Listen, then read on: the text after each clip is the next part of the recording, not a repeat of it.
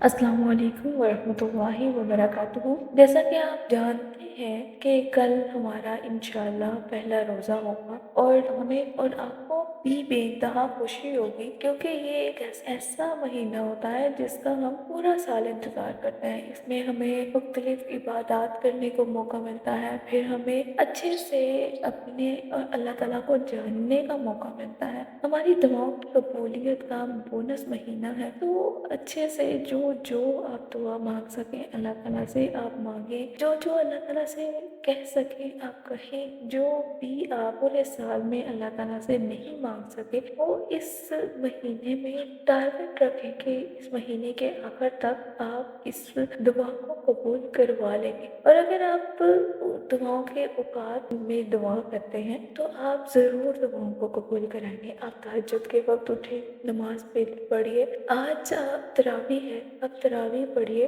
अगर आपको रात को नमाज पढ़ना मुश्किल लग रहा है तो आप तहज्जुद टाइम उठ जाइए। उस टाइम उठ के अल्लाह ताला के आगे रोइए, गिड़गिड़ाइए और दुआएं मांगिए। इसके अलावा जिक्र अस्कार भी कीजिए। अल्लाह ताला का हर रोज़ के हिसाब से अपना जिक्र बदलिए, ताकि आपकी रूटीन में एक अलग सी कैफियत आए, एक अलग ही उसमें यानी कि असर पैदा हो आपके रूटीन में। और इसके अलावा रोज़ाना दुआएं बदलिए। इसके अलावा रोज़ा रखिए। रोज़ा रख के सिर्फ सोने का काम ना कीजिए, ये कुरान पढ़िए, ज़्यादा से ज़्यादा कुरान पढ़िए। ये महीना कुरान और रोज़ा दोनों को मिला कर आता है, तो जितना हो सके आप कुरान पढ़ें और कुरान बेमायनी ना पढ़ें। आपसे रिक्वेस्ट है कि कुरान को बेमायनी ना पढ़ें, जितना भी पढ़ें उसको इतना पढ़ें कि वो आपकी समझ में आ रहा हो कि ये कुरान है क्या चीज़। इसके अलावा कुरान को पढ़ने के अलावा आप घर वालों की इफ्तारी का इंतज़ाम भी कीजिए।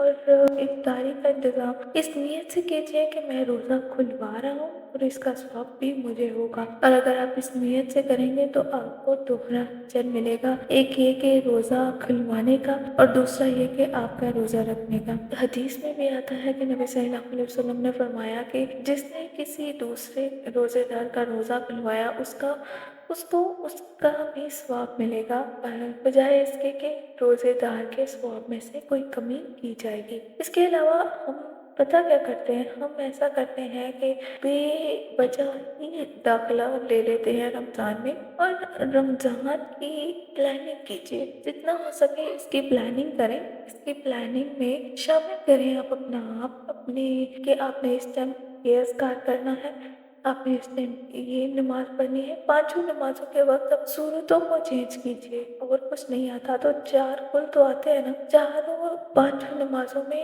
अपनी सूरतें बदल बदल कर पढ़िए। नमाज में वेरिएशंस लाएं, अल्लाह ताला से इल्तिजा कीजिए, दुआएं कबूल करवाइए। फर्ज नमाज के बाद दुआ कबूल होती है। इसके अलावा सहरी टाइम दुआ कबूल होती है, इफ्तारी से पहले दुआ कबूल होती है, रोज़ादार की दुआ कबूल होती है। जब भी आपको लगे कि आपकी मशक्क़त बढ़ गई है और अब आप मज़ीद बर्दाश्त नहीं कर सकते तो अल्लाह ताला से दुआ कीजिए। जितनी दुआ करेंगे अल्लाह ताला कबूल करेंगे, क्योंकि अल्लाह ताला आपके अल्लाह ताला है, वो आपसे बहुत मोहब्बत करते हैं। बस इंतज़ार ये है कि आपको उसकी मोहब्बत पहचानने की ज़रूरत है। जब आप उसकी मोहब्बत पहचान लेंगे वो बहुत ही अच्छा लगेगा। अल्लाह ताला से दुआ है कि आपको और मुझे ये रमज़ान अच्छे से नसीब हो और अच्छे से हम इस रमज़ान में पहुँचे और बसलामत हम रहें, कोई भी बीमारी हमें ना आए, कोई भी मुशक्क़त का सामना ना करना पड़े। आज जो लोग हैं जो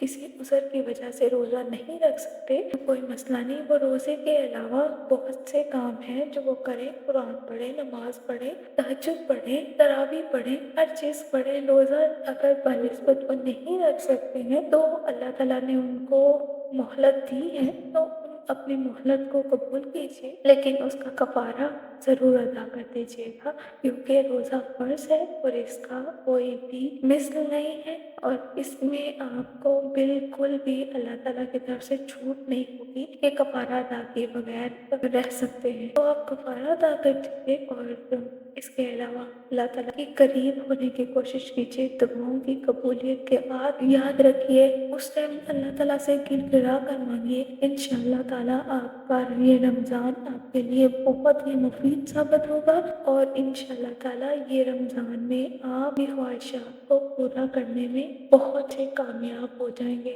اور اللہ تعالیٰ آپ سے بہترین کام لے اور بہترین آپ سے عبادت کروائے، تاکہ آپ کو بھی دل کی تسلی ہو اور عید کی خوشی آپ کو بھی بہت زیادہ ہو، اور عید کی تیاری بھی کریں، لیکن ویسے یہ ہے کہ عید کی تیاری پہلے کر دینی چاہیے۔ اپنا خیال رکھیے گا، رمضان اچھے سے گزاریے گا، اپنے رمضان میں مجھے دعاؤں میں یاد رکھیے گا۔ اللہ تعالیٰ آپ کو اور مجھے اپنی حفظ و ایمان میں رکھے اور آپ کی مدد کرے، تاکہ آپ بہترین سے بہترین نیکیوں میں حصہ لے سکیں۔